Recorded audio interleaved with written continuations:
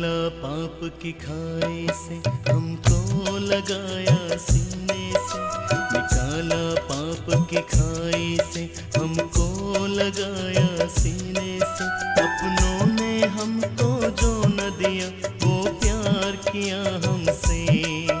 अपनों ने हमको जो न दिया, वो प्यार किया हमसे। शुक्रिया शुक्रिया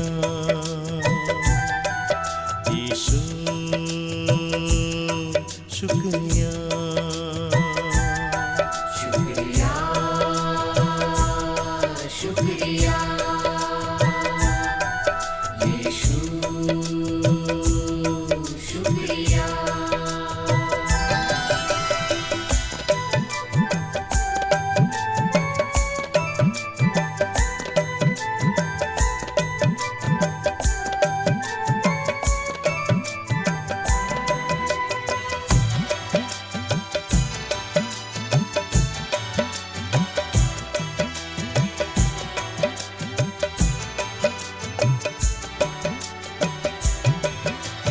मैं तो तुझको भूल गया, पर तू ना मुझको भूला कभी। मैं तो तुझको भूल गया, पर तू ना मुझको भूला कभी। हर पल तू मुझको याद किया, हर पल तू मुझको याद किया। यीशु मसीहा मेरे खुदा, शुक्रिया शुक्रिया यीशु, शुक्रिया शुक्रिया शुक्रिया यीशु, शुक्रिया।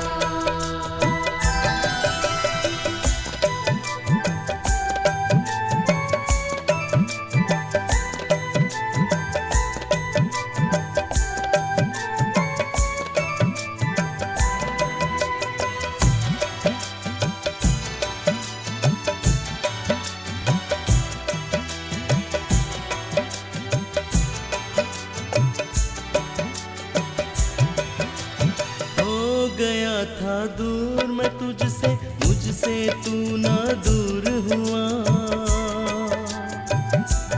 ओ हो गया था दूर मैं तुझसे, मुझसे तू ना दूर हुआ। हर दम तू मेरे साथ रहा, हर दम तू मेरे साथ रहा। प्यारे मसीहा मेरे खुदा, शुक्रिया शुक्रिया यीशु, शुक्रिया शुक्रिया शुक्रिया यीशु, शुक्रिया।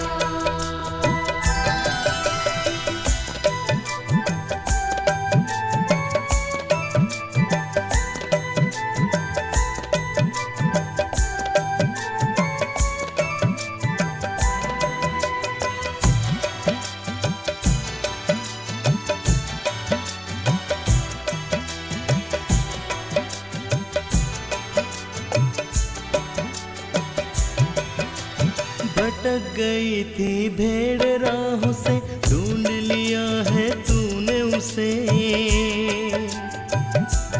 ओ भटक गई थी भेड़ राहों से, ढूंढ लिया है तूने उसे। और तूने अपना बना लिया, और तूने अपना बना लिया। रहमत की है मेरे खुदा, शुक्रिया शुक्रिया यीशु, शुक्रिया शुक्रिया शुक्रिया यीशु, शुक्रिया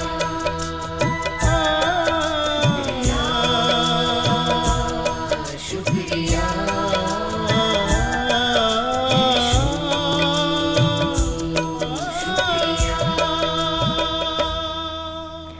morning and happy Sabbath to everyone.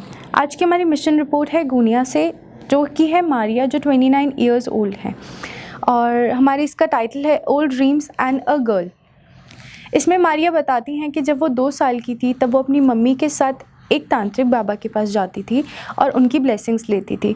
उनकी ब्लेसिंग्स लेना और उनको विज़िट करना उनके डे टू डे लाइफ का रूटीन बन चुका था, जिससे कि उनकी मम्मा को लगता था कि आज जो भी उनके पास है सब उनकी ब्लेसिंग्स से है। तो ये उनकी लाइफ का पार्ट बन चुका था। और धीरे धीरे करके मारिया की मम्मा ने मारिया को भी एक स्टोर ओपन करके दिया था और एक फ्लैट, और she was owning a good flat in the capital of Guinea. तो इससे उनका विश्वास इन चीज़ों में और स्ट्रॉन्ग होता जा रहा था।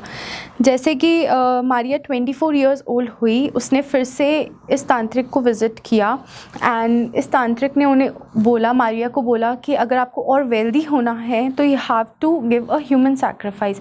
जो चीज़ मारिया के दिमाग में बैठ गई और उसको अफेक्ट हुई, जो मारिया रेडी नहीं थी ह्यूमन सैक्रिफाइस के लिए।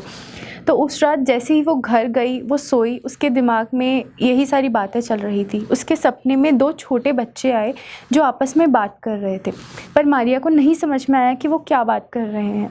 नेक्स्ट डे मारिया ने फिर से उन्हीं बच्चों को देखा, पर उसको समझ में आया थोड़ा थोड़ा कि वो बात कर रहे हैं। तो उसमें से एक बच्चा बोला कि जो तांत्रिक है वो तुम्हारी प्रॉब्लम्स का सल्यूशन नहीं है, या वो कभी तुम्हारी आगे हेल्प नहीं कर सकता, इन सब चीज़ों का सल्यूशन नहीं है।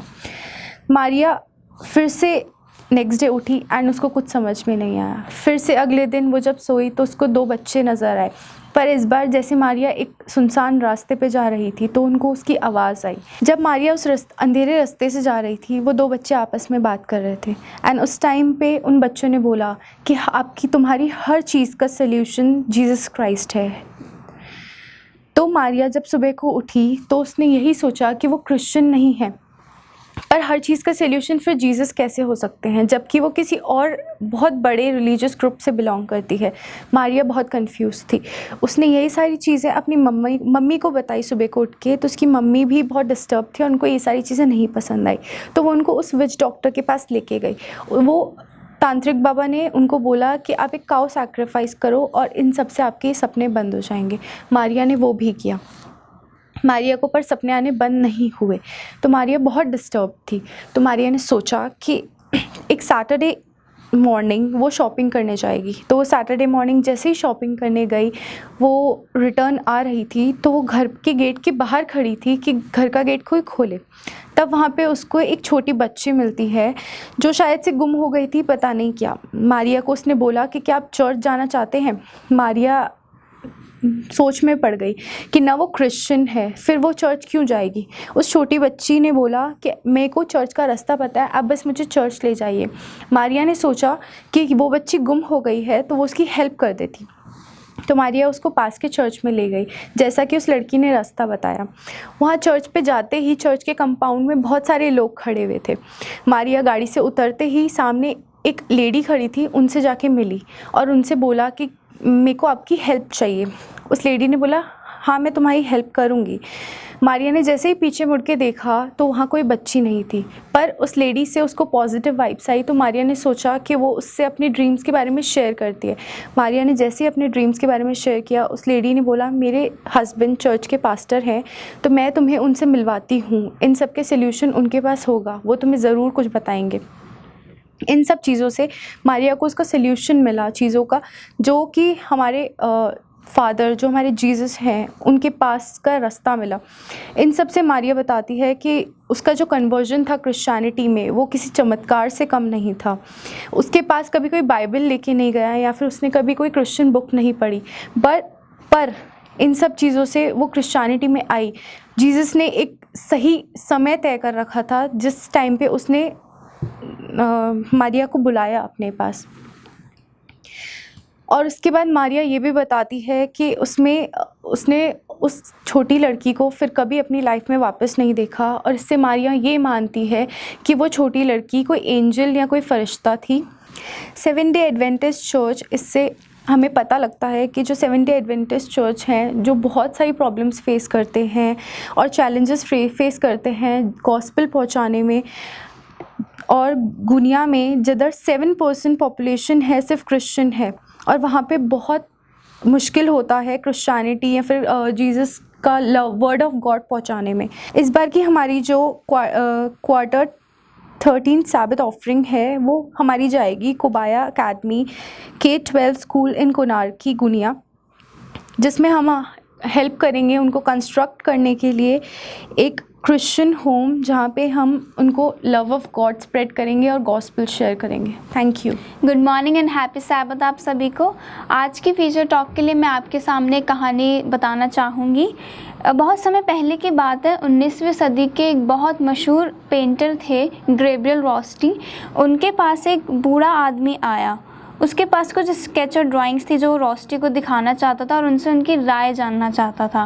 रोस्टी ने उन पेंटिंग्स और ड्राइंग्स को देखा और देखते ही वो समझ गए कि इन पेंटिंग्स में कोई ख़ास बात नहीं है, वो कोई काम की नहीं है और जिसने ये बनाई है उसमें कोई आर्टिस्टिक टैलेंट नहीं है। लेकिन वो उस बूढ़े आदमी को दुखी नहीं देखना चाहते थे और साथ ही वो झूठ भी नहीं बोलना चाहते थे, इसलिए उन्होंने बड़ी सज्जनता से कहा कि इन पेंटिंग्स में कोई ख़ास बात नहीं है। बूढ़ा आदमी वो बात सुन के थोड़ा निराश हुआ, लेकिन शायद वो यही उम्मीद कर रहा था। फिर उसने रोस्टी से उनका समय मांगने के लिए माफ़ी मांगी और उनसे कहा कि मेरे पास एक यंग आर्टिस्ट की कुछ पेंटिंग्स है, तो क्या आप वो देखना चाहेंगे। रोस्टी तुरंत तैयार हो गए वो देखने के लिए। जब उन्होंने वो पेंटिंग्स और ड्राइंग्स देखी वो बहुत खुश हो गए और उन्होंने कहा कि ये पेंटिंग्स बहुत बहुत अच्छी हैं और जिसने ये बनाई है उसे बहुत प्रोत्साहित करना चाहिए और अगर वो ऐसे ही मेहनत करता रहेगा तो वो एक दिन महान पेंटर बनेगा। बूढ़ा आदमी ये बात सुनकर बहुत दुखी हो गया और उसकी आंखों में आंसू आ गए। फिर रोस्टी ने पूछा कि कौन है ये यंग आर्टिस्ट, क्या ये आपका बेटा है। रोस्टी ने कहा नहीं, ये मैं ही हूँ। 30 साल पहले मैंने ही ये पेंटिंग्स बनाई थी। उस समय अगर किसी ने मुझे प्रोत्साहित किया होता तो आज मैं खुद पे निराश होने की जगह अपनी खुशहाल ज़िंदगी जी रहा होता। उस समय मुझे किसी ने कोई एनकरेज नहीं किया मेरे को आगे पेंटिंग्स बनाने के लिए, इसलिए मैं ये सोचने लग गया कि मेरे में कोई टैलेंट नहीं है, मैं कुछ नहीं कर सकता हूँ। लेकिन अगर आपके जैसा कोई मुझे उस समय अगर कोई प्रोत्साहित करता तो शायद आज मैं बहुत अच्छा पेंटर होता। एनकरेजमेंट एक ऐसी चीज़ है जो कि हमें आगे कुछ काम करने के लिए मोटिवेट करती है। लोग क्या करते हैं, हम वो उस पर कोई कंट्रोल नहीं कर सकते, लेकिन हम ये निर्णय ज़रूर ले सकते हैं कि जब भी हमें मौका मिले किसी को जेन्युइनली एनकरेज करने का तो हम वो ज़रूर करें। किसी को एनकरेज करने से वो बहुत ज़्यादा मोटिवेट होता है और वो अपना जो काम है वो और अच्छे से कर सकता है। Thank you and have a nice day. प्रिय दर्शकों, एक बार फिर से स्वागत करते हैं आप सबों का आज के सब्बत स्कूल पाठ में कि आप सब जो है हमारे साथ हो सकते हैं। आज के वचन को सीखने के लिए मैं आप सबों का स्वागत करता हूं। आज के बहुत ही रोमांचक जो पाठ है जिसके विषय में हम सीखने जा रहे हैं और हम जो है चर्चा कर रहे हैं मेकिंग फ्रेंड फॉर जीसस। और जो आज का जो पाठ है जिसको हम सीखने के लिए एक बड़े उत्सव के साथ यहाँ पे आए हैं, उसका नाम है सम्मिलित होने का रोमांचक तरीका। तो बहुत ही रोमांचक तरीका है आज हम जिसके विषय में सीखने जाएंगे और मैं उम्मीद करता हूं आप सबों से कि आप जो है आज के पाठ से बहुत कुछ सीखेंगे। तो मैं आप सबों का स्वागत करना चाहता हूं और ख़ासकर आज हमारे जो साथ में बैठे हैं भाई साहिल, इनको भी और जो है जसकिरीत, आप दोनों का जो है स्वागत करता हूं कि आज जो है आप सब हमारे साथ जो है हो सकते हैं। आइए कि आज के जो है हम लेसन स्टडी को पढ़ें, वहाँ से कुछ सीखें, पवित्र आत्मा से सामर्थ्य मांगेंगे क्योंकि पवित्र आत्मा के द्वारा, पवित्र आत्मा के बिना हम कुछ नहीं कर सकते हैं। तो हमारे बीच में भाई साहिल हैं, मैं चाहूँगा कि वो हम सबों के लिए और ख़ासकर हमारे दर्शक जो देख रहे हैं उनके लिए दुआ करें।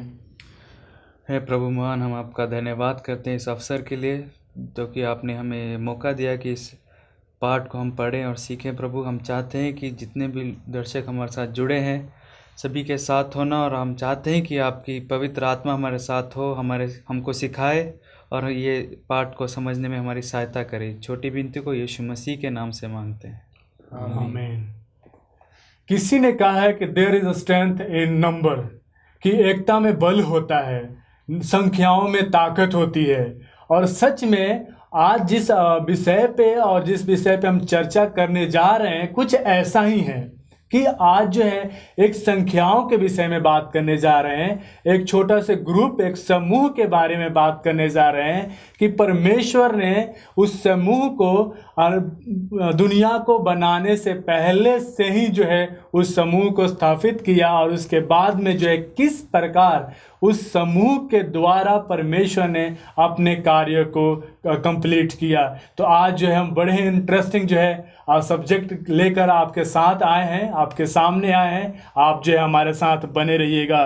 तो आज जो है हम खासकर छोटे समूह के विषय में सीखने जा रहे हैं कि हम देखेंगे, जहाँ तक अगर हम देखते हैं कि कहा जाता है कि अगर हम मुझे एक्सरसाइज करने की जो है एक्सरसाइज करने की मन है कि मैं एक्सरसाइज करने जाऊं, और जब मैं एक्सरसाइज अकेले रूम में करता हूं तो एक जो है मुझे उतना हिम्मत नहीं होता, मन नहीं होता कि मैं एक्सरसाइज करूं। अगर वही एक्सरसाइज करने के लिए जिम जाऊं, कहीं पार्क में जाऊं, कुछ लोगों के बीच में जाऊं, तो मुझे वो जो है एक्साइटमेंट होता है, करे काफ़ी लोग भी कर रहे हैं, मैं भी करूँगा। तो एकता में जो है काफ़ी बल होता है और इस विषय पे हम सीखने जा रहे हैं। और हम देख रहे हैं कि एकता में जो है किस प्रकार परमेश्वर ने इस दुनिया को एक छोटे से समूह के द्वारा बनाया। हम देखेंगे आगे चल के कि पुराने नियम में जो परमेश्वर के लोग थे उन्होंने भी उस छोटे समूह का जो है इस्तेमाल किया, उन्होंने निर्माण किया। और हम देखते हैं नए नियम में भी जाके देखेंगे किस प्रकार छोटे छोटे समूहों के द्वारा जो है परमेश्वर की महिमा हुआ। तो आज जो है हमारे बीच में भाई जसकिरत हैं। मैं इनसे जो एक सवाल पूछना चाहता हूँ कि छोटे समूह जो परमेश्वर का प्रथम जो एक पहला योजना है, इसमें परमेश्वर का एकता को कैसे जाहिर करता है। जैसे कि परमेश्वर ने जो है पहले एक छोटा समूह बनाया, उस समूह में परमेश्वर का एकता को कैसे जाहिर कर सकते हैं। परमेश्वर की एकता को हम हर जगह देखते हैं। जैसे हम जानते हैं, हम पवित्र शास्त्र में पढ़ते हैं कि पिता, पुत्र, पवित्र आत्मा एक ही है। वो एक इंडिविजुअल पर्सनैलिटीज़ भी हैं पर वो एक भी हैं, वो मिलके एक गॉड बनाते हैं। उनको हम गॉड हेड कहते हैं। हम जैसे जानते हैं कि क्रिएशन स्टोरी में जब रचना की गई थी, उत्पत्ति 1:1 में आदि में वचन परमेश्वर ने आदि में वचन था, हाँ। सृष्टि की। तो हम देखते हैं कि जो परमेश्वर पिता और पुत्र आत्मा है, पिता, पुत्र और पवित्र आत्मा, उन्होंने मिलकर सृष्टि करी। जय हम जानते जो वो एक इंडिविजुअल थे पर वो एक यूनिसन में काम करते थे। ये वो भी एक स्मॉल ग्रुप के टाइप में थे। हम जैसे देखते हैं कि जो परमेश्वर हमारा खुदा बाप है, वो एक मास्टर डिज़ाइनर है, एक ग्रेट आर्किटेक्चर है। और जो यीशु मसीह, उसी के द्वारा वो परमेश्वर ने सारी जगह सृष्टि का निर्माण किया है। जैसे हम यूहन्ना 1 उसका 1 और 2 में पाते हैं कि आदि में वचन था, वचन परमेश्वर था, वचन परमेश्वर के साथ था। जी। और वो आदि में वो परमेश्वर के साथ था और सब कुछ उसी के द्वारा रचा गया। हम पढ़ते हैं कि जो यीशु मसीह था और पवित्र आत्मा था, उन दोनों की पावर कंबाइन करके और खुदा के साथ मिलके उन्होंने रचना करी। और इतने इतने बड़े प्रोसेस को हम मतलब समझ नहीं सकते हैं, पर हम उसमें से यही समझ सकते हैं कि ये एक स्मॉल ग्रुप था और एक स्मॉल ग्रुप के द्वारा ही पृथ्वी की रचना करी गई। और ये रचना ही नहीं, ये इस स्मॉल ग्रुप के ये जो ग्रुप है, पिता, पुत्र और पवित्र आत्मा, इसके द्वारा हमारा उद्धार भी होता है। जैसे यीशु मसीह ने हमारे लिए जान दी और पवित्र आत्मा हमारे लिए बाद में उसने सहायक ठहराया, और परमेश्वर का जो प्लान था, ऐसे ही हमारे ये जो रिडेम्पशन प्लान है और क्रिएशन का जो प्लान था, उसमें ये तीनों ने एकता दिखाता है। कैसे एक होके इतना महान एक जो प्लान होता है और एग्जीक्यूशन, और कितना प्यार हमको दिखाता है। बिल्कुल आपने सही बोला भाई जसकिरत के परमेश्वर ने जो है इन छोटे छोटे ग्रुप के द्वारा जो है अपने छोटे समूह को जो है हमारे सामने दिखाता है। और हम देखेंगे कि ये जो है छोटा जो समूह है, इसका निर्माण, इसका खोज परमेश्वर ने खुद किया था। एलन जी वाइट अगर हम आगे पढ़ेंगे, और ये जो एक परमेश्वर का विचार था, परमेश्वर ने इस दुनिया को बनाने से पहले उसने एक छोटा ग्रुप का निर्माण किया, और उस निर्माण में परमेश्वर ने एकता को दिखाया। एकता को जैसे कि आपने बताया कि परमेश्वर ने काम को क्या कर दिया था, डिवाइड कर दिया था, बांट दिया था कि पिता का काम है, पुत्र का अलग काम था, पवित्र आत्मा का अलग काम था। जैसे पुत्र का काम था कि वो दुनिया में आए और लोगों के लिए क्या करे, अपना जान को दे और लोगों के गुनाहों का माफ़ी जो है वो जो है करा दे। और पवित्र आत्मा का जो काम था वो एक सहायक का था, जो आज हमारे साथ जो है पवित्र आत्मा काम कर रहा है। तो हम देखते हैं कि उनके काम करने में, उनके ग्रुप में एक एकता था और उसी के द्वारा जो है परमेश्वर ने एकता के द्वारा उस समूह को चलाया। इसलिए तो कहते हैं कि there is strength in the unity और नंबर्स, कि एकता में क्या है, बल है, एकता में ताकत है। और हम देखते हैं कि एकता में क्या था, ताकत था। अगर आपके पास बाइबल है भाई साहिल, तो आप मेरे साथ पढ़िए रोमियो 1 अध्याय और उसका 18 से 20 पद। उसके अनदेखे गुण अर्थात उसकी सनातन सामर्थ्य और परमेश्वर तब जगत की सृष्टि के समय से उसके कामों के द्वारा देखने में आते हैं, यहाँ तक कि वे निरुत्तर है। बिल्कुल, आपने जो है बहुत अच्छे से परमेश्वर के वचन पढ़ा कि यहाँ पे देखते हैं कि परमेश्वर का जो एकता है उस छोटे समूह का इस सृष्टि के द्वारा यहाँ तक कि सृष्टि से पहले से देखने में आता है, जो कि आज हमारे पास प्रमाण है। परमेश्वर का वचन कहता है कि जो परमेश्वर का समूह है उसका एकता है, न कि सिर्फ सृष्टि के द्वारा बल्कि सृष्टि से पहले से ही हम उसको देखते हैं। जो एलन जी वाइट कहती है कि जब उद्धार का योजना बनाया जा रहा था, क्रिश्चियन एजुकेशन पेज नंबर 186 में कहती है कि जब उद्धार का योजना बनाया जा रहा था तो वहाँ पे पिता, पुत्र और पवित्र आत्मा तीनों बैठ के इस योजना को बना रहे थे। तो हम देखते हैं कि परमेश्वर ने इस ग्रुप को स्वर्ग से ही स्थापित किया, स्वर्ग में इसका निर्माण किया। तो भाई जसकरियत, आपने बहुत अच्छे से इस प्रश्न का जो है जवाब दिया है। आइए जो हम आगे चलते हैं सोमवार के पाठ में कि पवित्र शास्त्र में छोटे छोटे समूह। तो मेन जो आज हम सीख रहे हैं एक स्मॉल ग्रुप के विषय में सीख रहे हैं, एक छोटे समूह के विषय में सीख रहे हैं। और ये जो है किस तरह हमारे लिए, हमारे परिवार के लिए, हमारे चर्च के लिए लाभदायक है, इस पे ज़्यादा हम फोकस करेंगे। तो भाई साहिल, अगर हम आपसे मैं एक सवाल पूछूं तो यहाँ पे ये सवाल है कि ये जो छोटा समूह है, हमने देखा परमेश्वर के वचन से कि दुनिया को बनाने से पहले एक छोटा समूह है, और भी आगे हम देखेंगे कि छोटे छोटे समूह का निर्माण किया गया। निर्गमन के किताब में मूसा के समय में छोटे छोटे समूह का निर्माण किया गया। तो इन छोटे छोटे जो समूह जो थे उनका क्या उद्देश्य था? जी, मैं इसका जवाब देने से पहले एक बाइबल से आयत पढ़ूंगा। निर्गमन उसका 18 उसका 24 से हम पढ़ेंगे। में ऐसा लिखा है, अपने ससुर की यह बात मानकर मूसा ने उसके सब वचनों के अनुसार किया।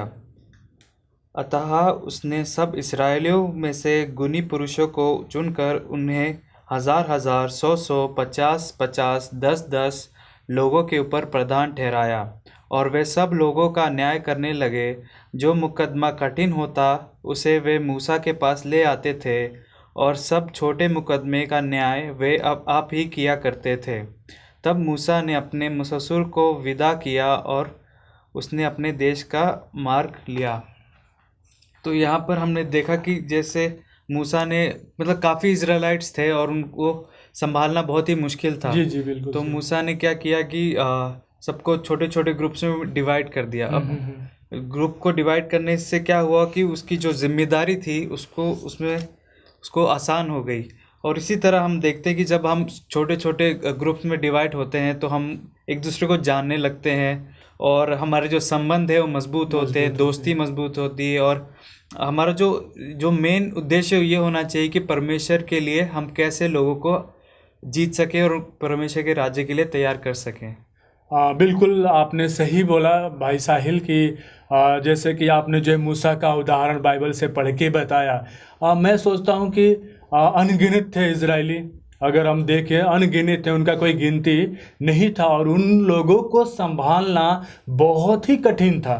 बहुत ही मुश्किल काम था कि बहुत सारे जो कि रेत के समान, बाइबल कहती है कि बालू के समान, रेत के समान, कण के समान थे, उनको गिनना, उनको संभालना एक बहुत ही मुश्किल काम था। और हम देखते हैं कि मूसा जो कि परमेश्वर का एक दास था, एक उनके दिए पवित्र आत्मा के द्वारा चलाया जा रहा था, और उसने जो है इस छोटे छोटे ग्रुप का निर्माण किया, और इससे कितना उसको जो है उस समूह को चलाने में, उस ग्रुप को ले जाने में इजी हो गया कि जब न्याय करने आते थे लोग, जैसे आपने पढ़ा, तो वो जो है जो बड़ा न्याय होता था वो क्या करता था, मूसा करता था, और उसने छोटे छोटे न्याय के लिए क्या कर दिया था, ग्रुप को बना दिया था। और हम देखेंगे बाइबल में कि जैसे का उनका एक उद्देश्य था कि न्याय करना और लोगों को आसानी से जो है कनान देश तक पहुंचाने का उनका उद्देश्य था। और हम देखेंगे लूका की किताब 6 और उसके 12 में कि जब परमेश्वर ने अपने यीशु मसीह ने अपने चेलों को नियुक्त किया, 12 चेलों को, तो उन्होंने जो है उनको अधिकार दिया। उनका उद्देश्य क्या था? चलिए मेरे साथ जो भाई जसकिरित हैं, लूका 6 अध्याय और 12 पद पढ़िए। उन दिनों में वह पहाड़ पर प्रार्थना करने गया और परमेश्वर से प्रार्थना करने में सारी रात बिताई। जब दिन हुआ तो उसने अपने चेलों को बुलाकर उनसे 12 चुन लिए और उनको प्रेरित कहा, और वह यह है, शिमोन जिसका नाम उनने पतरस भी रखा, और उसका भाई अंद्रयास और याकूब और यूहन्ना और फिलिपुस और बरतमी और मती और थोमा और हल्फई का पुत्र याकूब और शिमोन जो जेलोतेस कहलाता है, और याकूब का बेटा यहूदा, और यहूदा इस्करियोती जो उसका पकड़वाने वाला बना। तो देखिए यहाँ पे जो है परमेश्वर यीशु मसीह ने जो है चेलों को नियुक्त किया और उनको जो है एक उद्देश्य दिया। अगर हम जो है मत्ती जो है 28 अध्याय पढ़ते हैं, उसने जो है उनको एक उद्देश्य दिया कि तुम इस सारे जगत में जाओ और पिता, पुत्र और पवित्र आत्मा के नाम से उन्हें बपतिस्मा दो और उन्हें अपना चेला बनाओ। तो एक उनका उद्देश्य था कि हम देखते हैं कि फिर बाद में जब 70 जो है चेलों का चुना, तो उनको 2-2 करके कहाँ भेजा? गाँव में और शहरों में भेजा। तो उनका उद्देश्य था कि जो लोग हैं जो परमेश्वर के बारे में नहीं जानते, जो कि हमारा मेन शीर्षक है कि मेकिंग फ्रेंड फॉर जीसस की, उनका जो मेन जो काम था वो ये था कि जो लोग मसीह को नहीं जानते हैं उनके लिए क्या करें? दोस्त बनाए, उनके लिए जो है कि साथी बनाए, ताकि आने वाले समय में साथी बनाने के बाद उन्हें मसीह के बारे में उन्हें सुसमाचार सुना सकते हैं, उन्हें बता सकते हैं कि जिंदा परमेश्वर है। और हम देखते हैं कि मूसा ने भी उस उद्देश्य को फॉलो किया, उस उद्देश्य को जो है माना। और हम देखते हैं यहाँ पे कि यीशु मसीह ने चेलों को भी जो है एक उद्देश्य के लिए उस समूह को, उस ग्रुप को चुना। जैसे कि हमने छोटे समूह के विषय में पढ़ा कि परमेश्वर का एक प्रथम योजना था, और उसके जो हमें आगे पढ़ा कि क्या उद्देश्य था छोटे छोटे समूह का। तो आगे अगर हम आगे पढ़ते हैं तो पौलुस जो है इस विषय छोटे समूह को हमारे शरीर से एक विज्ञान से तुलना करता है ना। अगर हम कुरिन्थियों उसके 12 से 25 में पढ़ें तो वहाँ पे जो है शरीर के अंग के विषय में दिया हुआ है। और जो है मैं एक वचन जो है आपके सामने पढ़ूंगा, यहाँ पे लिखा है 12 और उसका जो है 20 पद में कि परंतु अब अंग तो बहुत से हैं परंतु देह एक ही है। तो देखिए क्या है कि हम जैसे कि बोलते हैं कि ये मेरा बॉडी है, ये मेरा शरीर है, लेकिन ये शरीर सिर्फ अकेला नहीं है, बल्कि ये बहुत सारे अंग को मिला के एक क्या बना है? शरीर बना है। तो अगर हम देखें पौलुस का कहने का ये तात्पर्य था, ये मतलब था कि आज जो है बहुत सारे समूह हैं, छोटे छोटे समूह हैं, और उसका एक जो ही मेन है वो क्या है? चर्च है। तो आज जो है हमारे चर्चेस में, चर्च जो हमारे हैं वहाँ पे भी छोटे छोटे समूह का होना बहुत ही ज़रूरी है। इस विषय में एलन जी वाइट जी बहुत ही अच्छे से हमें बताती हैं। Testimony for the church volume 7 page number 21 और 22 में यहाँ लिखती है कि मसीही प्रयास के आधार पर छोटी कंपनियों के गठन को उसके द्वारा मुझे प्रस्तुत किया गया है, जो कि गलत नहीं कर सकता। यदि चर्च में बड़ी संख्या है तो सदस्यों को छोटी संख्या में गठित करें, न केवल चर्च के सदस्यों के लिए बल्कि अविश्वासियों के लिए काम करें। यही यदि एक जगह पर केवल 2 या 3 लोग हैं जो सच्चाई जानते हैं तो उन्हें खुद को कामगारों के एक दूसरे के समूह शामिल कर दे और प्यार और एकता के साथ रहकर एक दूसरे को आगे बढ़ने के लिए प्रत्येक को दूसरे को सहायता के लिए साहस और शक्ति प्राप्त करने के लिए प्रोत्साहित करे। तो हम देखते हैं कि एलेन जी वाइट जी कहती हैं कि जब हमारे चर्च में, जैसे कि पौलुस ने बॉडी का जो है हमें जो एग्जाम्पल दिया अपने किताब से, और हम देखते हैं कि एलेन जी वाइट कहती हैं कि जब चर्च में कोई अगर बड़ी संख्या हो तो हम उस संख्या को क्या कर दें, छोटे छोटे ग्रुप में विभाजित कर दे, बांट दे, और जो उस छोटे छोटे ग्रुप के सदस्यों को अलग अलग 2 लोगों 3 लोगों के बीच में भेज दें, और उन 3 लोगों को 2 लोगों को एक अच्छा मित्र बनाए, एक अच्छा दोस्त बनाए, और जो है उनके साथ परमेश्वर के वचन को क्या करें, बांटे। तो देख रहे हैं कि ये एक बहुत ही रोमांचक, जो कि कहा जाता है आज के जो हमारे हिंदी पाठ का जो टाइटल है कि रोमांचक तरीका, और सच में ये एक बहुत ही रोमांचक तरीका है और इसमें बहुत ही मज़ा आता है जब हम इस तरीके से परमेश्वर के काम को करते हैं। तो अगर हम बुधवार के पाठ में जाएं तो बुधवार के पाठ में एक जो है उससे सवाल है भाई जस्केरे से कि नए नियम में अगर हम देखें पौलुस किस तरह से उन छोटे समूह का इस्तेमाल करके परमेश्वर की सेवकाई में विस्फोटक वृद्धि लेके आई। तो इस पे आप कुछ प्रकाश डालें, कुछ बताएं। जो न्यू टेस्टमेंट के या नए नियम के जो चर्च था उसमें मतलब पहले बहुत ही कम लोग थे जो यीशु मसीह ने जो जिनके दिल में बीज बोए थे, और उस टाइम उन्होंने एक्सेप्ट नहीं करा था, पर बाद में जब पेंटेकोस्ट के दिन जब चेलों के ऊपर पवित्र आत्मा उतरा और पतरस बहुत बोल्डली क्या बोलता है, प्रचार करता है, कुछ लेक्चर देता है, तो उनके जो बीज बोए थे यीशु मसीह ने वो उनके दिल में फूटे और वो थोड़े एक स्मॉल ग्रुप से वो एक बड़ा ग्रुप बन गया।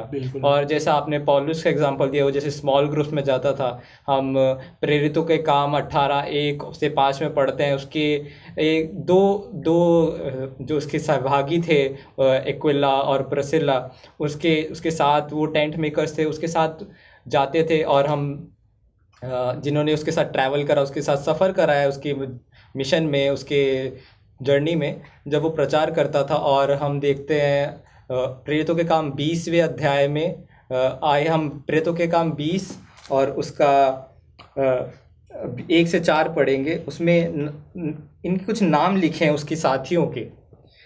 जब हुल्लड़ थम गया तो पौलुस ने चेलों को बुलवाकर समझाया और उनसे विदा होकर मिकुदिनिया की ओर चला गया, और सारे प्रदेश में से होकर और चेलों को बहुत उत्साह कर वह यूनान में आया। जब 3 माह रहकर वह वहाँ से जहाज पर सीरिया की ओर जाने पर था तो यहूदी उसकी घात लगे, इसलिए उसने यह निश्चय किया कि वे मिकुदुनिया लौट जाए। बरिया के फिरुस के पुत्र सोपुत्रुस और थिस्सलुनीकियों के अर्तिकुस और सिकुंदुस और दरबे के गयुस और तिमुथी और आयास और तिखमी और त्रिफुमिस आयासी तक उसके साथ हो लिए। हम यहाँ पर उसके देखो, जब लूका यहाँ पर लिखता है तो एक जन का उसका नाम है, चाहे वो हमको सबका नहीं पता, पर एक उसके ग्रुप का नाम है कि उसके एक ग्रुप का एक इम्पोर्टेंस दी है उसके स्मॉल ग्रुप को और उसके नामों को। और जैसे हम जानते हैं कि वो अलग अलग बैकग्राउंड से थे।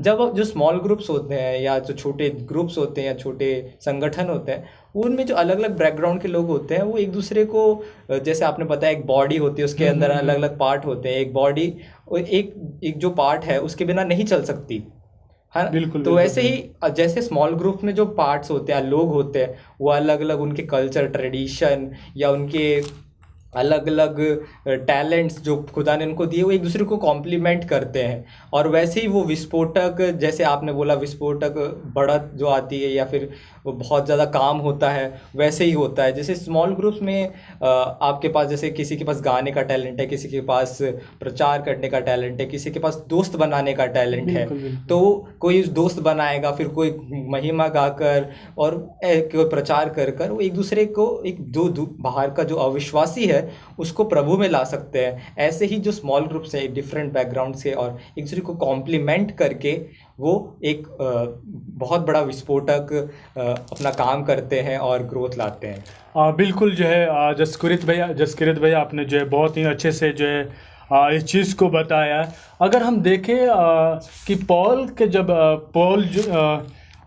का जब धर्म परिवर्तन के तुरंत बाद जब वो फिलिप्पस को गया तो वहाँ पे जो है नदी के किनारे हो गया अपने स्मॉल ग्रुप के साथ में, छोटे से समूह के साथ में। और हम जो ये जो है कहानी पाते हैं प्रेरितों के काम 16 अध्याय और 11 से जो है आगे की ओर पाते हैं, तो यहाँ पे हम देखते हैं कि पौलुस जो है नदी के किनारे जाता है, एक जो झील के किनारे जाता है और सोचता है कि चलो वहाँ पे कोई होगा ताकि उनसे हम बैठ के बातें करें। और वहाँ पे देखते हैं कि कुछ स्त्रियाँ जो हैं बैठी होती हैं और ये पौलुस जो है अपने ग्रुप के साथ जाता है और उनके बीच में दुआ प्रार्थना करता है, बाइबल स्टडी देता है, अध्ययन कराता है। और फिर आगे हम पढ़ते हैं तो उनमें से काफ़ी लोग जो है प्रभु यीशु मसीह को ग्रहण करते हैं। तो हम देख रहे हैं कि पौलुस ने इस छोटे जो ग्रुप था, स्मॉल समूह था, इसको किस प्रकार से जो है इस्तेमाल किया और बहुत सारे लोगों को जो है उसने चेला प्रभु यीशु मसीह के नाम में बनाया।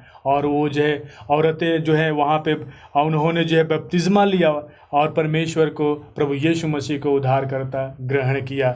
तो एक जो है बहुत ही बेनिफिट है छोटे ग्रुप का। तो आगे अगर हम देखें तो भाई अगर साहिल जो है आज हमारे बीच में है, अगर आप इस विषय पे बताएं कि आज हम इस छोटे समूह को किस तरह अपने चर्च में लागू कर सकते हैं। जी, ने पहले पढ़ा था इजी वाइट के कोटेशन से कि कैसे उन्होंने कहा कि छोटे छोटे ग्रुप्स में बांटो, उनको भेजो कि वो एक दूसरे के लिए दुआ प्रार्थना करें और भी चेले बनाएं। उसी तरह हमको चर्च में भी देखना है कि कौन मजबूत है विश्वास में, उसको किसी के साथ डालेगी।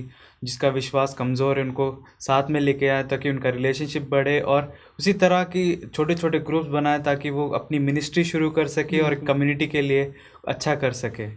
बहुत ही अच्छे तरह से भाई साहिल ने आपने बताया कि आज जो है हमारे चर्च को इस विषय में सोचने की बहुत ही आवश्यक है, बहुत ही ज़रूरी है कि हम जो है अपने चर्च में, अगर जैसे कि एलन जी वाइट ने कहा कि अगर चर्च में ज़्यादा संख्याएं हैं तो हम उसे क्या करें, ग्रुप में बांट दें, 2-2 के 4-4 के, और उसमें जो है टैलेंटेड लोगों को डालें। कि जैसे कि मूसा ने टैलेंटेड जो उनके अंदर में तोड़े थे उनको जो है क्या किया, इस्तेमाल किया अपने उस छोटे छोटे ग्रुप के लिए। तो हम जब क्या करते हैं, जब आप अपने चर्च में टैलेंटेड लोगों को भी एक ग्रुप में डालते हैं, जैसे एक ग्रुप में सिंगर को डाल दिया, बहुत अच्छा गाना गाते हैं और वो बाहर गए, दोस्त बनाया, सिंगिंग सिखाया, म्यूजिक सिखाया, तो उससे क्या होता है कि एक फ्रेंडशिप जो है क्या होती है, गहरी हो जाती है। शायद हो सकता है कि जिसको उन्होंने जिस सिंगर ने फ्रेंड बनाया उनको गाना सीखने का शौक़ होगा, तो वो क्या करेंगे, उनको गाना सिखाएंगे। अगर किसी को जिसको सेवा करने का तोड़ा है, अगर वो किसी के पास जाता है, उसको सेवा करता है, तो उससे क्या होता है कि गहरी दोस्ती बनती है, एक गहरी दोस्ती बनती है। और उस दोस्ती के द्वारा हम परमेश्वर के सुसमाचार को बड़ा आसानी से सुना सकते हैं। और भी मैं ऐड करना चाहूँगा कि इससे कि एक दूसरे को मतलब सबको पार्टिसिपेट करने का मौका मिलता है, अपने विचार बताने का। जो उनके डाउट्स जो ऐसे खाली बैठने से उनको नहीं क्लियर होते, साथ में कोई दोस्त बन जाए, उनसे बातचीत करे तो वो अपने डाउट्स को बता सकते हैं और क्लियर कर सकते हैं और उनका विश्वास और भी मसीह में बढ़ सकता है। बिल्कुल सही आपने बोला। चलिए जो है मेरे साथ एक बाइबल वर्स निकालेंगे, प्रेरितों के काम 4 अध्याय और 31 पद। भाई जसकिरत हमारे लिए पढ़े 4 अध्याय और 31 पद। जब वे प्रार्थना कर चुके तो वह स्थान जहाँ वे इकट्ठे थे हिल गया और वह सब पवित्र आत्मा से परिपूर्ण हो गए और पवित्र और परमेश्वर का वचन हियाव से सुनते रहे। हाँ, तो यहाँ पे जो है उस पेंटिकोस्ट के समय की बात हो रही है कि जब सारे चेले जो है एक मंदिर में बैठ के दुआ बंदगी कर रहे थे, एक ग्रुप में बैठ के दुआ बंदगी कर रहे थे, परमेश्वर के वचनों से सीख रहे थे। तो इसमें एक बहुत बड़ा जो है लाभ है कि जब हम छोटे से ग्रुप में बैठ के परमेश्वर के वचन से बात करते हैं तो सबको बोलने का मौका मिलता है। साहिल भाई को भी बोलने के लिए मौका मिलेगा, जसकृत को भी बोलने के लिए मौका मिलेगा, मुझे ही बोलने के मौका मिलेगा। अगर वही हजारों की संख्या में बैठे हैं तो मैं भी उसमें से एक दो गिने चुने लोग हैं उनको बोलने का मौका मिलेगा और जो है बाकियों को नहीं मिलेगा। तो यहाँ पे जो है छोटे से ग्रुप में उस पेंटिकुस्त के समय में बाइबल पढ़ रहे थे, उपवास में थे और परमेश्वर की वचन से कि में ध्यान लगा रखे थे और दुआ कर रहे थे। और हम देखते हैं कि छोटे से ग्रुप के वजह से वहाँ पे कितना विस्फोटक वृद्धि हुआ, वहाँ पे कितने लोगों ने प्रभु यीशु मसीह को ग्रहण किया। एक बड़ा ग्रुप ने कुछ नहीं किया, एक हजारों के संख्या वाले ग्रुप ने कुछ नहीं किया, बट एक छोटा सा ग्रुप ने आप देखेंगे कि वहाँ के लोगों को जो है बदल दिया, वहाँ के लोगों को जो है मसीह के कोई और जो है लेके गया। तो हम देखते हैं कि एक बहुत ही बड़ा बेनिफिट है जब हम छोटे ग्रुप में होकर दुआ बंदगी करते हैं और परमेश्वर की महिमा करते हैं। साहिल, आप जो है हमारे लिए परमेश्वर के वचन से निकालें मत्ती 9 अध्याय और 37 पद और इसको पढ़े जो कि हमारा याद वचन भी है। इसमें इस प्रकार लिखा है, तब उसने अपने चेलों से कहा, पक्के खेत तो बहुत है पर मजदूर थोड़े हैं। देखिए जो है यहाँ पे यीशु मसीह अपने चेलों से बात कर रहे हैं कि खेत पक्के बहुत हैं लेकिन मजदूर जो है बहुत ही कम है। और ये आज हमारे चर्च के लिए भी, हमारे घर के लिए भी, यहाँ तक कि इंडिविजुअल व्यक्तिगत जो है हमारे सब के लिए लागू होता है कि आज जो है बहुत सारे ऐसे लोग हैं जो परमेश्वर के विषय में नहीं जानते कि वो उद्धार करता है। और परमेश्वर हम सबों को, आपको, मुझे जो है इस्तेमाल करना चाहता है उस मजदूर के रूप में, ताकि हम सब जो है उन लोगों के पास जो कि पक चुके हैं उनके पास जाके परमेश्वर के वचन को क्या करें, सुनाएं। तो ये जो है बहुत ही आसान रोमांचक तरीका है हम सबों के लिए कि हम ग्रुप तैयार करें और उस ग्रुप के द्वारा परमेश्वर की महिमा करें। एक जो है बहुत ही अच्छी जो है यहाँ पे घटना दी गई है जो कि मैं आप दोनों को और मैं अपने दर्शकों को भी बताना चाहता हूँ। यहाँ पे घटना दी गई है एक महाद्वीप के मुख्य शहर की, जो इसका नाम जो यूरोपीय चर्च जो है बोला गया है। वहाँ पे क्या होता है कि काफ़ी सालों से चर्च मेंबर जो है काफ़ी सालों से उस चर्च में कोई बपतिस्मा या कोई वृद्धि नहीं हो रहा था। और इस विषय से उस चर्च के एल्डर, उस चर्च के मेंबर जो काफ़ी चिंतित थे, काफ़ी सोच विचार करते थे, सोचते रहते थे, ईमानदारी से जो है दुआ बंदगी भी करते थे, लेकिन जो है वहाँ पे कोई फल दिखाई नहीं देता था। कोई जो है वहाँ पे नए बपतिस्म नहीं होते थे, कोई एक नया सोल, एक नया आत्मा यीशु मसीह को ग्रहण नहीं किया हुआ दिखाई पड़ता था। तो इस विषय से चर्च बहुत ही गंभीर रूप से खतरे में था, सोच विचार में था। तो उन लोगों ने क्या किया कि वो नए नियम को अध्ययन करना स्टार्ट किया। और जब नए नियम को अध्ययन किया तो उन्होंने पाया एक स्मॉल ग्रुप, छोटे समूह के विषय में उन्होंने पढ़ा कि देखा कि अरे पौलुस जो है एक छोटे समूह के द्वारा परमेश्वर का महिमा किया और विस्फोटक जो है बहुत बड़ा लोगों के बीच में जो है मसीह के नाम का जो है सुसमाचार फैलाया। तो इसके द्वारा जो है वहाँ के जो पादरी जो है, पास्टर थे, एक कमेटी बैठाई और कमेटी में जो है एक छोटा सा समूह बनाया, छोटा जो है समूह बनाया। उस समूह के द्वारा जो है हर जगह जो है फैल गए। और इनका जो मेन काम था वो ये था कि वो जो ग्रुप के में जाते थे, लोगों के लिए प्रार्थना करते थे, किसी को अगर सेवा की ज़रूरत होती थी उसको सेवकाई देते थे, और जो है बाइबल अध्ययन कराते थे।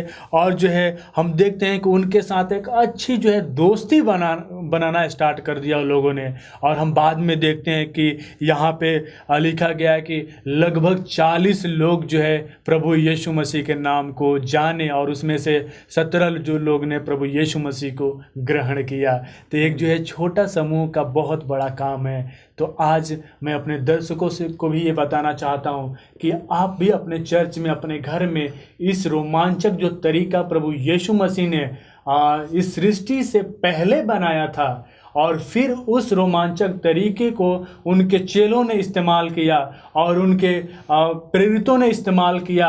और आज हम देखते हैं कि उस समय में बहुत सारे लोगों ने मसीह को जाना, और आज यही मेन कारण है कि हम उस छोटे समूह का हिस्सा नहीं बन पा रहे हैं। तो मैं आप सबों से यही चाहता हूँ, उम्मीद करता हूँ कि आप सब जो है उस छोटे समूह का हिस्सा बने अपने चर्च में, अपने घर में, ताकि प्रभु यीशु मसीह के नाम जितना हो सके जल्दी से जल्दी लोगों तक पहुंचा सके, लोगों को दोस्त बना सके, और यीशु का आगमन जल्दी हो सके, हम सब जो है स्वर्गीय बरसात में हो सके। तो प्रभु आप सबों को आशीष दे। खासकर मैं धन्यवाद देना चाहता हूँ साहिल भाई का और जो है जसकिरत का, कि उन्होंने बड़े अच्छे तरह से जो है आज के जो है बाइबल अध्ययन में जो है हमारा साथ दिया। और मैं आप सबों का भी धन्यवाद करना चाहता हूँ कि बड़े पेशेंस के साथ, धीरज के साथ आप सब जो है हमारे साथ परमेश्वर के वचन में एक साथ जुड़े रहे। परमेश्वर आप सबों को आशीष दे। आइए कि आज के अध्ययन को हम यहीं पे समाप्त करें।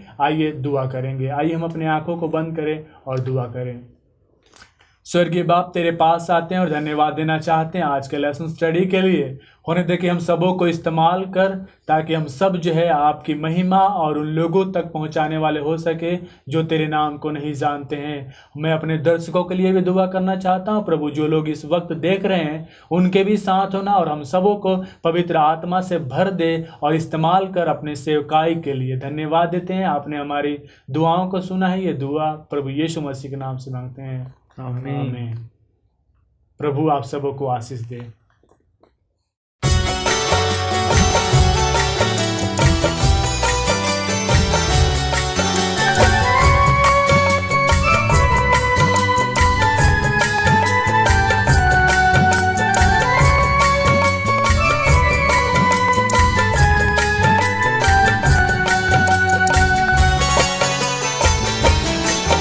जब आएगा यीशु मसीहा हो, जब आएगा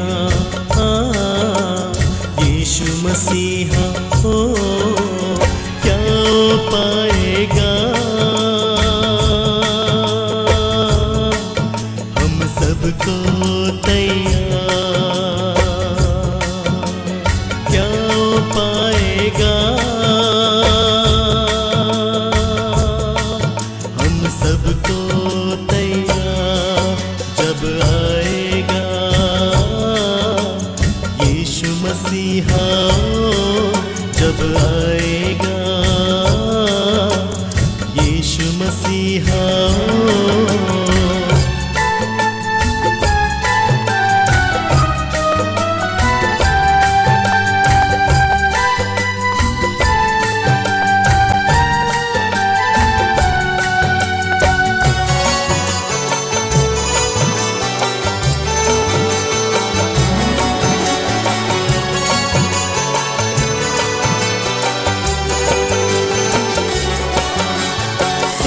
नहीं तुम पांच कुंवारी जैसे, आएगा यीशु जाने कब कैसे। सोना नहीं तुम पांच कुंवारी जैसे, आएगा यीशु जाने कब कैसे। याद ये रखना भूल न जाना, याद ये रखना भूल न जाना, बाइबल की बात लिखी। जब आएगा यीशु मसीहा हो, जब आएगा यीशु मसीहा हो।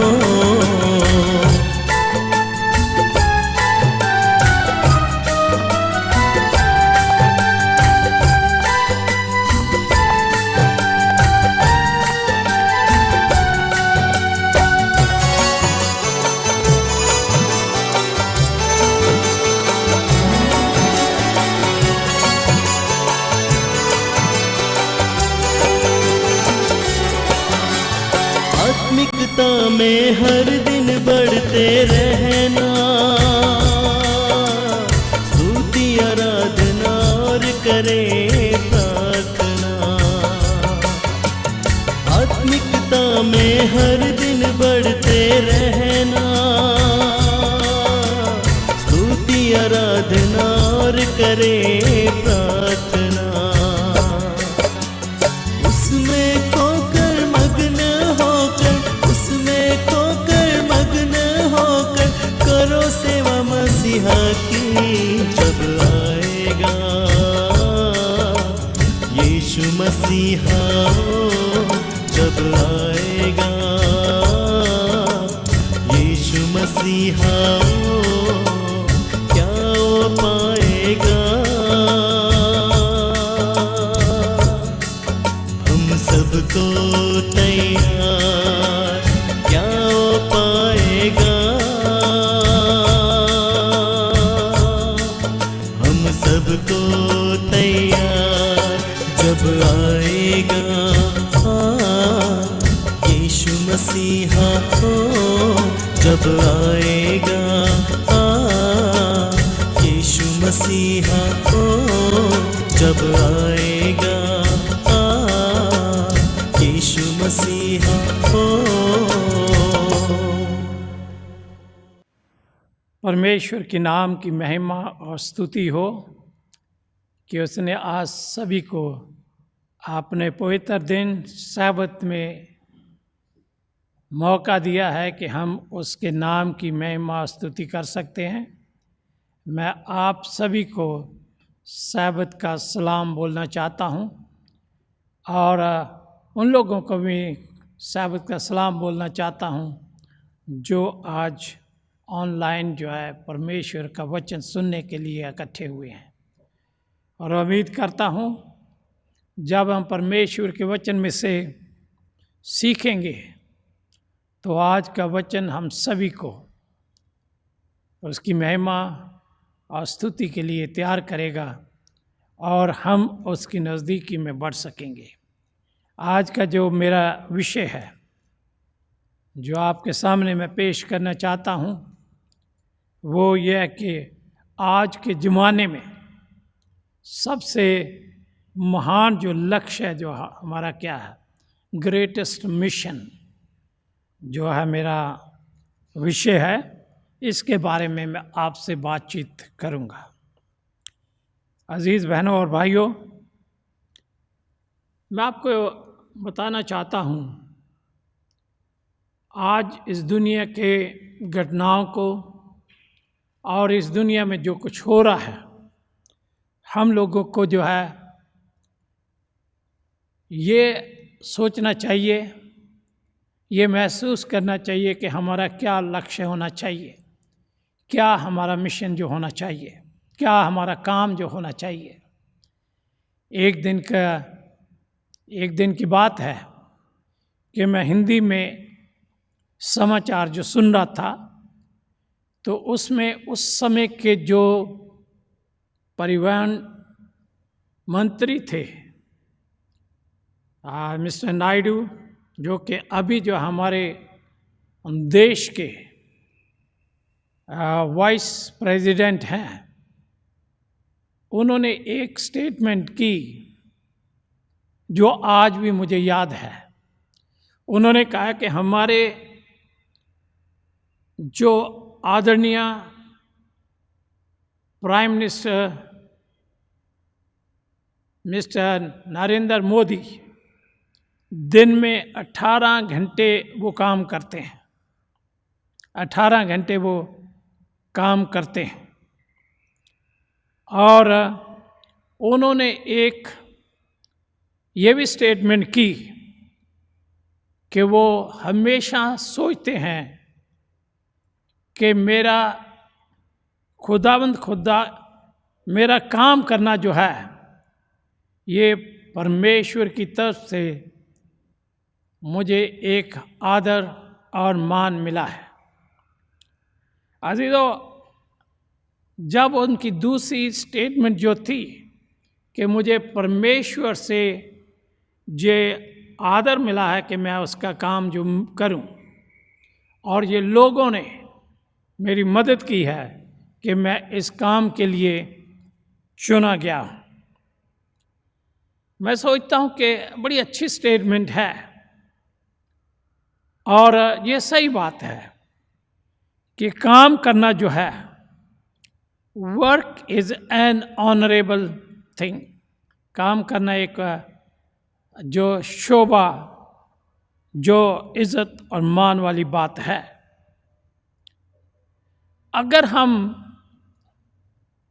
अपनी मिशन के लक्ष्य के बारे में, जहाँ अपना ग्रेटेस्ट हमारा लक्ष्य जो क्या होना चाहिए, क्या काम जो होना चाहिए, उसके बारे में बात करें या सोचें तो हमारा क्या जो लक्ष्य होना चाहिए। क्या एक देश के प्राइम मिनिस्टर बनना जो हमारा लक्ष्य होना चाहिए? क्या हमारा ये लक्ष्य होना चाहिए कि हम बहुत बड़े जो है ऑफिसर बन जाएं? क्या हमारा लक्ष्य ये होना चाहिए कि हम बहुत बड़े जो व्यापारी बने? क्या हमारा ये लक्ष्य होना चाहिए कि हमारे पास बहुत सारे जो है वो सर्वेंट हो? जहाँ हमारा ये लक्ष्य होना चाहिए, हमारे पास बहुत सारा धन दौलत होना चाहिए, जहाँ हमें ऐसा काम हो जहाँ हम काम के लिए जाते हैं तो लोग हमें जो है वो सलाम बोलें। क्या हमारा ये लक्ष्य होना चाहिए? आज के ज़माने में जब देश में और बल्कि पूरी दुनिया में जो कोरोना का भय है, हमें जो हमारा इस समय जो क्या लक्ष्य होना चाहिए? आज मैं देख रहा था कितने लोग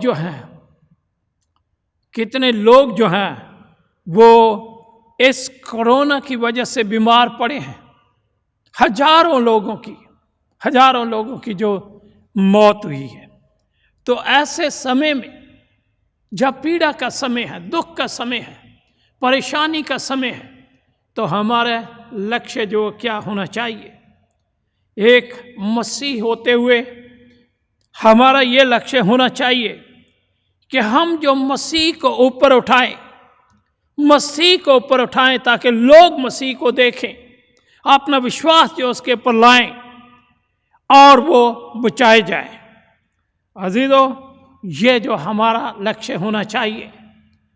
आज हमारे देश में तकरीबन 1.40 बिलियन लोग जो है वो रहते हैं और उसमें से 2 से 3% जो वो मसीही लोग हैं। और जब हम सेवन्थ डे एडवेंटिस्ट लोगों की गिनती देखते हैं तो हमारी किताबों के अनुसार जो है वो 1.7 मिलियन लोग हैं।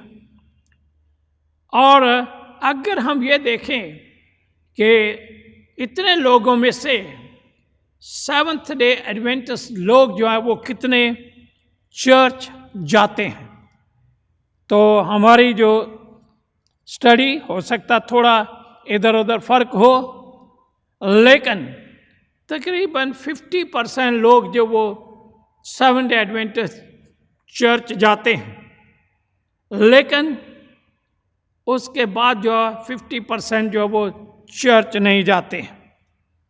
मैं यूएसए के बारे में देख रहा था, जिसको हम ये कह सकते हैं कि रिलीजियस कंट्री है। तो उसके बारे में जब मैं देख रहा था तो पता चलता है कि ये लोग परमेश्वर के ऊपर विश्वास करते हैं। उसमें से 50% लोग जो है वो चर्च में या आराधनालय में जाते हैं। और जब रिसेंट स्टडी जो हुई है तो उसमें पता चलता है कि 19% जो है, 19% जो है वो यूएसए के लोग जो हैं वो परमेश्वर के ऊपर विश्वास करते हैं और वो आराधना करते हैं।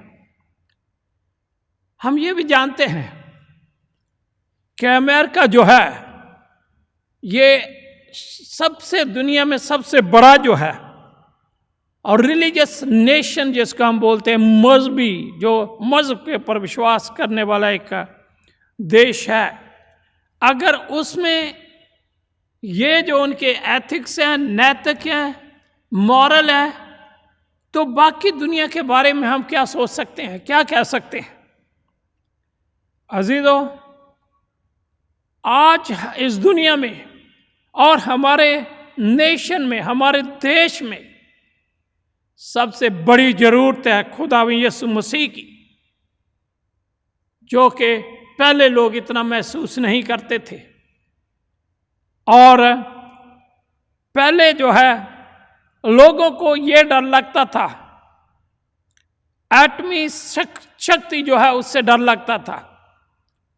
लेकिन आज हम देखते हैं कि वो जो चीज़ है वो दूसरी हो गई है, सेकेंडरी चीज़ हो गई है।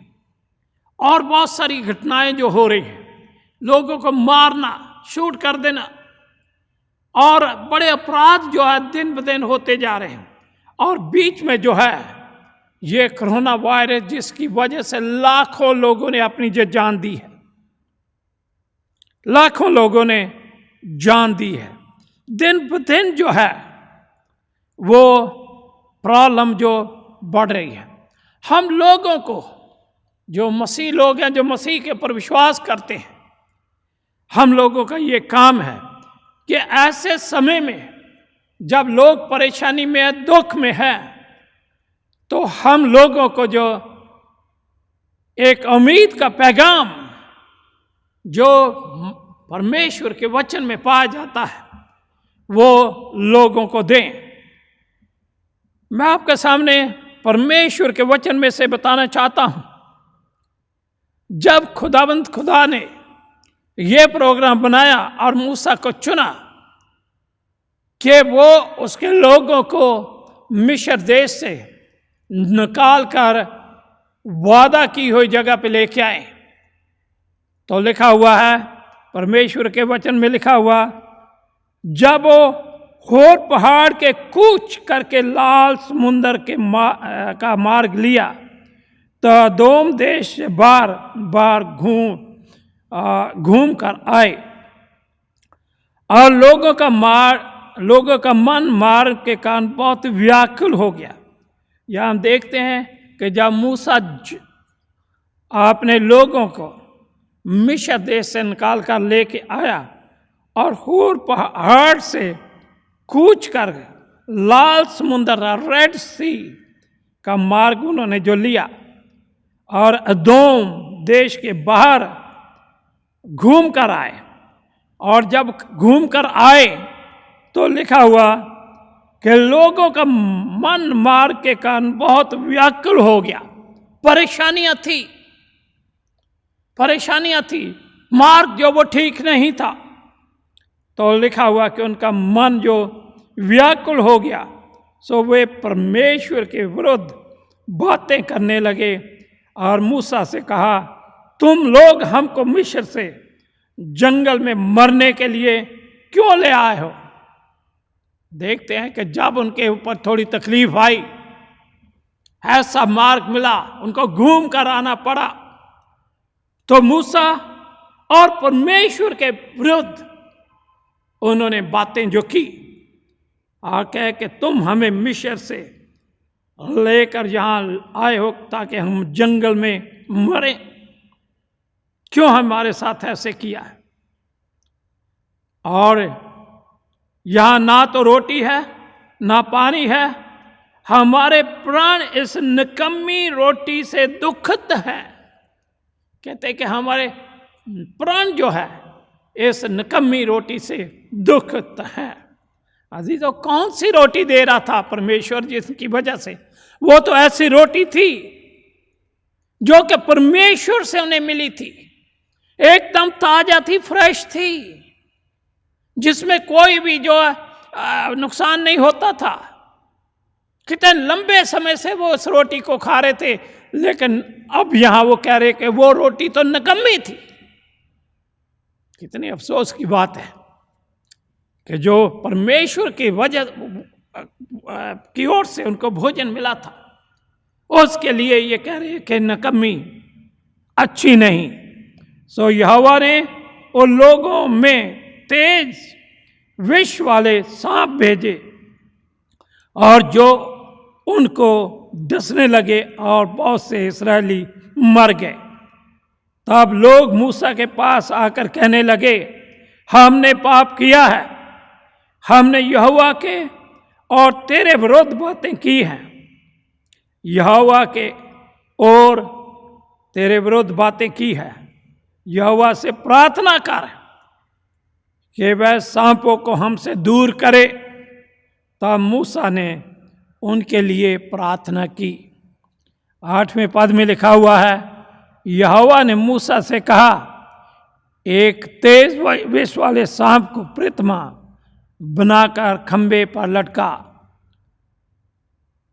तब जो सांप से डसा हुआ उसको देख ले, वह जीवित रहेगा।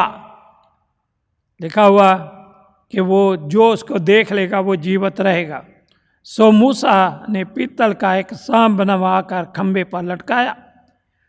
तब सांप के डसे हुए में से जिसने उस पीतल के सांप को देखा वह जीवित बच गया। यहाँ हम देखते हैं खुदा ने एक बड़ी सरल जो है तजवीज़ मूसा को बताई। यहाँ हम देखते हैं इन आयतों में हमने ये देखा कि सिचुएशन जो थी बहुत खराब सिचुएशन थी। लोगों में महान जो पाप था, उन्होंने गलत काम किया, खुदा के विरोध उन्होंने बातें की, मूसा के विरोध उन्होंने बातें की, जिसकी वजह से वहां जो सांप जो है तेज विष वाले पॉइजनस स्नेक जो आते हैं और उन लोगों को काटते हैं, काटते हैं। तो लिखा हुआ कि बहुत सारे लोग जो थे उनकी मौत हुई, बहुत सारे लोगों की जो मौत हुई। और यही लोग जो है मूसा के पास आते हैं और आकर कहते हैं कि हमारे लिए प्रार्थना कर कि हमसे ये सांप जो वो दूर हो, हम जो बच जाए। और परमेश्वर ने बड़ा आसान जो तरीका बताया कि तुम एक जो पीतल का सांप जो बना के खंबे के ऊपर लटका दो, और जिस किसी को इस सांप जो काटेगा, जिसको भी पॉइजन स्नेक जो है काटेंगे, वो इस सांप को, पीतल का सांप जो खंबे के ऊपर लटका होगा, उसको देखेंगे तो वो बच जाएंगे। अजीजों, बड़ा आसान सा तरीका था, सरल तरीका था, खुदा की तरफ से जो तरीका बताया गया। लेकिन हम देखते हैं कि ये जो है सब खुदा की तरफ से जो हो सकता था। यूहन्ना 3 और उसके 14 और 15 पद में देखें तो यहाँ में पता चलता है कि खुदा ने ये जो प्लान दी, ये खुदावन यीशु मसीह की कुर्बानी और उसका सलीब के ऊपर लटकाए जाने की झलक जो दिखाता है, उसकी झलक जो दिखाता है। और जैसे हम देखते हैं खुदावन यीशु मसीह ने कहा कि जैसे मूसा ने खंबे के ऊपर पीतल का सांप लटकाया था और जो लोग उसको देखते थे वो बच जाते थे, इसी तरीके से जो लोग खुदा यीशु मसीह को देखेंगे वो बच जाएंगे। जो लोग उसको देखेंगे वो बच जाएंगे। आज हमारा ये मौका है कि हम जो लोगों को मसीह की ओर लेकर आए, मसीह को दिखाएं ताकि वो बच जाएं। ये भी मैं बताना चाहता हूं कि ये काम जो है, ये इस दुनिया में रहते हुए कि लोगों को एक मुक्ति का जो उम्मीद है वो बताएं। ये बड़ी सिंपल जो है, सिंपल जो प्लान है, लेकिन जरूरी नहीं कि बड़ी आसान हो। उसको बताने के लिए हम लोगों में प्रतिबद्धता होनी चाहिए, हमें समय जो उसके लिए लगाना चाहिए, हमारा विश्वास जो होना चाहिए, हमारा साहस जो होना चाहिए।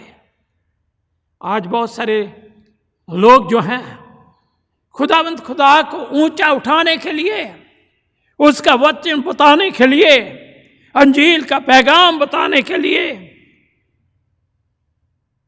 दुनिया को उसका पैगाम बताने के लिए वो आगे नहीं आते हैं। बहुत कम लोग जो है इस काम में लगे हैं, क्योंकि हम अपनी बातचीत में लोगों को परमेश्वर के बारे में नहीं बताते हैं, लेकिन अपने बारे में ज़्यादा बताते हैं। एक कहानी जो बताई गई है कि डेविड लिविंगस्टन जो है, जब उसने अपना काम जो अफ्रीका में शुरू किया, तो एक साउथ अफ्रीका से मिशनरी सोसाइटी जो है वो पैगाम भेजती है डेविड लिविंगस्टन को कि अगर आपने एक अच्छा रास्ता ढूंढ लिया है, अच्छी रोड जो ढूंढ ली है, हमें आप बताएं, तो फिर हमारे कुछ लोग जो है आपके साथ आकर काम कर सकते हैं। तो उस कहानी में डेविड लिविंगस्टन जो है उसने लिखा, अगर तुम्हारे लोग जो यहाँ आने चाहते हैं और वो चाहते हैं कि उनके लिए रास्ता जो बहुत बढ़िया हो, तो उनको हमारे यहाँ आने की ज़रूरत नहीं है। अजीज़ों, आज बहुत सारे मसीह लोग जो हैं वो सोचते हैं कि अगर हमारे लिए आसान काम हो, परमेश्वर का काम करने के लिए आना तो चाहते हैं, लेकिन वो उसके लिए परेशानियां जो वो उठाना नहीं चाहते। वो सोचते हैं कि अगर जो है आसान काम हो तो हम फिर जो जाने के लिए तैयार हैं। मैं खुदावंद यीशु मसीह के बारे में आपको बताना चाहता हूँ। ये खुदावंद यीशु मसीह के लिए ये आसान नहीं था कि अपनी सलीब लेकर, जो तकरीबन जो है 100 पाउंड की थी, उसका भार था, और वो उसको लेकर खोपड़ी के पहाड़ के ऊपर चढ़ता। आसान नहीं था।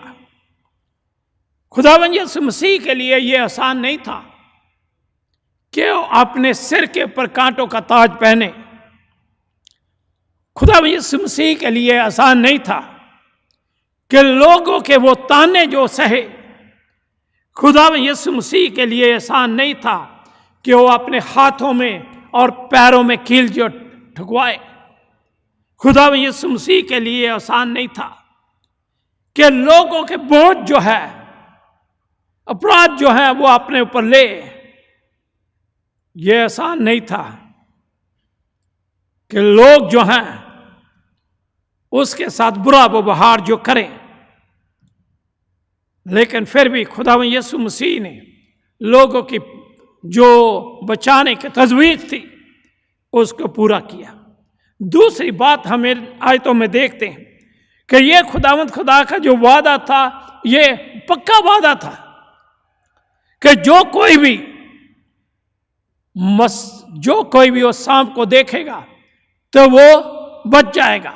इसी तरीके से खुदावंद खुदा का ये वादा है कि जब हम खुदावंद यीशु मसीह को ऊपर जो उठाते हैं और जो लोग उसको देखेंगे वो बच जाएंगे। ये जो है खुदावंद खुदा का जो वादा है। अगर हम भजन संहिता में देखें तो वहाँ जो लिखा हुआ कि वो लोग जो अपने बीज को लेते हुए रोते हुए जाते हैं, वो खुशी से वापस जो आएंगे। वो लोग जो रोते हुए अपने बीज को बोते हैं, जब वो फूलों को इकट्ठा करेंगे तो उनमें खुशी होगी। अजीजों, जब हम खुदावंद खुदा का काम करने जाते हैं, हमें दुख सहने पड़ते हैं, तकलीफ़ें सहनी पड़ती है, लेकिन जब हम उसका फल देखते हैं तो हमें खुशी जो मिलती है, हमें जो है खुशी मिलती है। और खुदा चाहता है कि हम जो है वो काम करें जिसके लिए खुदा ने हमें चुना है। और ये खुदा का वादा है कि जितने लोग भी मसीह को जानेंगे, जितने लोग भी उसके ऊपर विश्वास लाएंगे, वो बच जाएंगे। खुदा का जो वादा है वो पक्का है। एक दिन मैं कहानी पढ़ रहा था, एक आदमी का नाम जो विलियम पान था, लिखा कि उसको लोग जो है, इंडियन लोग जो बहुत पसंद करते थे। तो एक दिन जो है इंडियन लोगों ने उसको कहा कि आप जो है पूरे दिन चलना जो शुरू करें, और जब आप जो है जितना भी आप एरिया घूम लेंगे, वो हम पूरे दिन में वो एरिया हम तुम्हें दे देंगे। और विलियम पान जो था वो निकला और घूमना शुरू किया, और जब शाम को आया तो उन्होंने कहा कि हाँ, इतनी लैंड यहाँ से यहाँ तक एरिया में मैं घूमा। और वो हैरान हो गए, और जिन लोगों ने उसके साथ वादा किया तो उन्होंने कहा कि ये सारी की सारी लैंड जो जितने आप घूमे वो तुम्हारी है। उन्होंने अपना जो वादा पूरा किया और वो लैंड जो दे दी। और आज जो उसी एरिया में जो फिलाडेल्फिया जो है अमेरिका में एक जगह है, वो एरिया आता है। अजीजों, खुदा का भी जो हमारे साथ वादा है, वो उसका वादा जो है वो पक्का है, वो कभी भी उस वादे से मुकरता नहीं है। हम देखते हैं खुदा यीशु मसीह ने जो वादा किया आखिरी दिनों में हम सभी के लिए, यशायाह उसके 41वें चैप्टर में हम देखते हैं 10वें पद में लिखा, डर मत क्योंकि मैं तेरे संग हूँ, इधर उधर मत ताक क्योंकि मैं तेरा परमेश्वर हूँ, मैं तुम्हें दृढ़ करूँगा, तेरी सहायता करूँगा और तुम्हें अपने धर्म में दाहिने हाथ से तुझे संभालूंगा। अजीजों, खुदा में यीशु मसीह का वादा भी हम ऐसे ही पाते हैं। खुदा जैसे परमेश्वर ने वादा किया कि मैं तेरा परमेश्वर हूँ, मैं तेरे संग हूँ, मैं तेरा परमेश्वर हूँ, मैं तुम्हें दृढ़ करूँगा, तुम्हारी सहायता करूँगा, तुम्हें अपने धर्म में दाहिने हाथ से मैं तुझे संभालूंगा। एक ही आयत में जो पांच खुदा के वादे पाए जाते हैं। कहते हैं कि मैं तुम्हारी देखभाल जो करूँगा। अजीजों, हम देखते हैं तीसरी बात हम इन आयतों में पाते हैं जो हमने पढ़ी है आपके लिए, नंबर्स उसके 21वें अध्याय में तीसरी बात हम पाते हैं कि ये जो सिचुएशन थी, बड़ी तकड़ी प्रॉब्लम थी, ये सीरियस प्रॉब्लम थी। सांप जो लोगों को काट रहे थे, लोग जो सांपों के विष से मर रहे थे, और बहुत सारे लोग जो मर रहे थे। क्या किया जा सकता था? अजीजों, आज हम देखते हैं जैसे उस समय जो है लोग जो मर रहे थे, आज जो है वो सांप तो नहीं है, लेकिन sin snake are biting the people। सांप जो गुनाह सांप जो है वो लोगों को जो काट रहा है, वो लोगों को जो काट रहा है।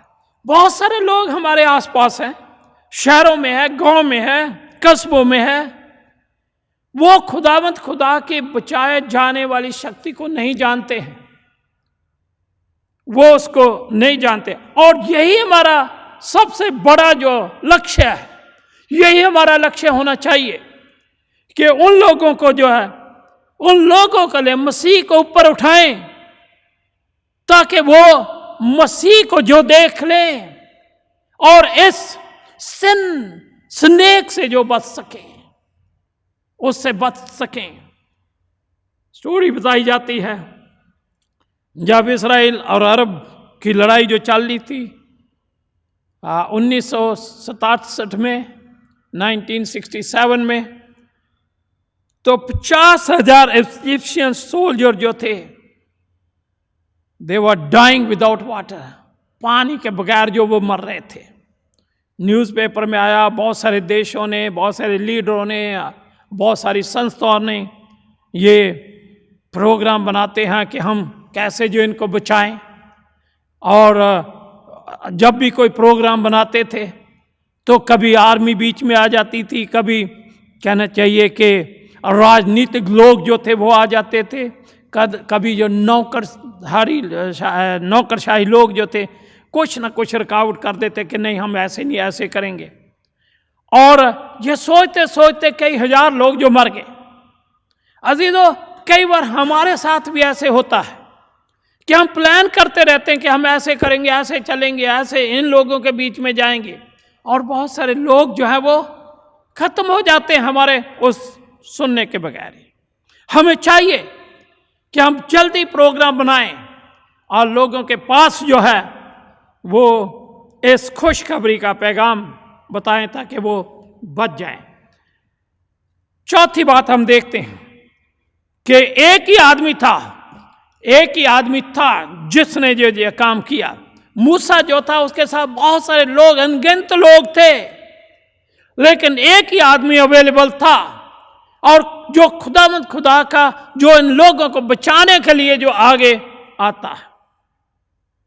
आज जो बहुत सारे लोग इस दुनिया में जो मर रहे हैं, हमें जो है खुदा के रहम से उन लोगों को बचाना, हमें आगे जो आना है। हो सकता कि आप एक अकेले की वजह से लोग जो बच जाएं, हो सकता कि आप जो खुदा के लिए कोई तोड़ा इस्तेमाल करते हो उससे जो लोग बच जाएं, हो सकता कि आपकी प्रेयर से लोग जो बच जाएं, हो सकता कि आपका काम करने से लोग जो बच जाएं। अजीजों, जब आप गवाही देते हो सकता है कि आपकी गवाही से कोई लोग बच जाएं। ये ज़रूरी है कि जो लोग आज मर रहे हैं उसके बारे में लोगों को, जो हम खुदा के बारे में हम लोगों को बताएं ताकि वो बच जाएं। एक कहानी जो कि हम यूहन्ना में पाते हैं 4 अध्याय में, उसके 5 से लेके 39 पद तक पढ़ें तो यहाँ पता चलता है कि जब खुदावंद यीशु मसीह सांचार कुएं के पास जाते हैं, दोपहर का समय था, और उसके शिष्य जो थे संचार सिटी में जो खाने के लिए गए थे, खाना लेने के लिए गए थे, तो वहाँ एक औरत जो दोपहर को आती है। अक्सर हम देखते हैं बाइबल में भी लिखा हुआ कि वहाँ की जो औरतें थी वो जहाँ तो सुबह सुबह पानी भरने के लिए आती थी, जहाँ जब सूर्य अस्त होता तो उस टाइम आती थी। लेकिन ये एक औरत जो थी वो दोपहर के समय आती है, दोपहर के समय आती है पानी भरने के लिए। तो वहाँ उसकी मुलाकात जो है मसीह यीशु के साथ होती है, बातचीत जो उनकी होती है, और खुदावंद यीशु मसीह उसको सब कुछ बता देते हैं। और जब उसको पता चल जाता है मसीह के बारे में, तो लिखा वो अपना रस्सा और बाल्टी जो वहीं छोड़ के भागती है, अपने गांव में जाती है, अपने इलाके में जाती है, अपने लोगों के बीच में जाती, वहाँ जो जाकर लोगों को गवाही देती है कि मैंने मसीह को देखा है, तुम भी आओ और उसको देखो। उसने मेरी सब बातें जो छुपी हुई थी वो भी बता दी, वो हर कुछ जानता है। और लिखा हुआ उसकी गवाही को सुनकर बहुत सारे लोग जो थे अपने घरों से निकले और उस कुएं की ओर भागे। यहाँ खुदावंद यीशु मसीह थे। एक ही औरत की गवाही से लोग जो थे वो भागते आते मसीह के पास जो आते हैं।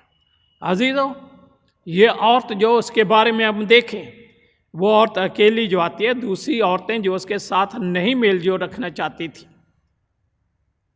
लेकिन उस औरत की वजह से संचार जो सिटी थी उसमें खुदावंद यीशु मसीह के लोगों को पता जो चलता है, एक ही औरत की वजह से।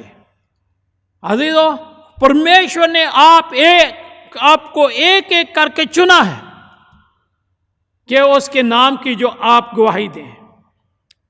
हमें जो आगे बढ़ना है, खुदा यीशु मसीह को ऊपर उठाना है, ताकि लोग जो हैं खुदा यीशु मसीह को देखें और अपने आप को जो है खुदा यीशु मसीह के लिए तैयार हो सकें और बच जाएं। आज ये जरूरी है, आखिरी समय में जब हम रह रहे हैं, लोग जो मर रहे हैं, तो हमारा ये खास जो मिशन होना चाहिए, हमारा खास लक्ष्य होना चाहिए कि हम लोगों को मसीह के बारे में बताएं, मसीह के पास उन्हें लाएं ताकि वो बच जाएं। ये हमारा खास जो लक्ष्य होना चाहिए। काश के खुदावंद खुदा हम सभी के साथ हो।